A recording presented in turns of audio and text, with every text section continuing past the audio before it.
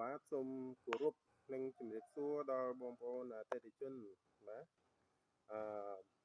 បោះដុំលោករាយខាងយានដ្ឋានខាងអីជាដើមហ្នឹងទាំងអស់គ្នាហ្នឹងណាបាទថ្ងៃនេះខ្ញុំសូមណែនាំអំពី Display Denso ជើង1 original របស់ Denso ផ្ទាល់តែម្ដងបាទហ្នឹងហើយនេះគឺជាប្រភេទDisplay ជើង1បាទរបស់ Denso original ណាបងប្អូនបាទហ្នឹងហើយនេះសំឡេងឮខ្លាំងហើយព្រោះទៀតបាទរបស់ក្រុមហ៊ុនតែផ្ទាល់តែម្ដងណាបាទចេញពីរោងចក្រDenso តែម្ដងបាទបងប្អូនហ្នឹងហើយ display ខាងខ្ញុំមានជើង1និងជើង2បាទនេះជាប្រភេទជើង1បងប្អូនបាទជើង1ហើយបើបងប្អូនមានចំណាប់អារម្មណ៍មានតម្រូវការប្រើប្រាស់ឬក៏មានបំណងទិញទៅបោះដុំណាលោករាយអីបន្តសូមទំនាក់ទំនងមកខ្ញុំបាទខ្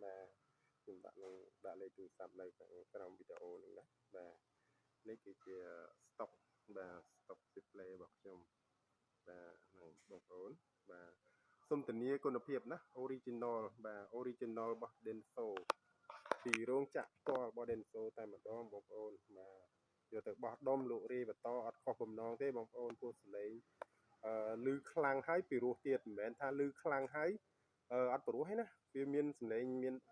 គេហៅថាមាន L មាន air មានឆ្វេងមានស្ដាំមានញីមានឈ្មោលរបស់វាណាបាទសំឡេងជួបគ្នាទៅគឺពីរោះហើយខ្លាំងបាទនេះ Denso original ណាបងប្អូនបាទ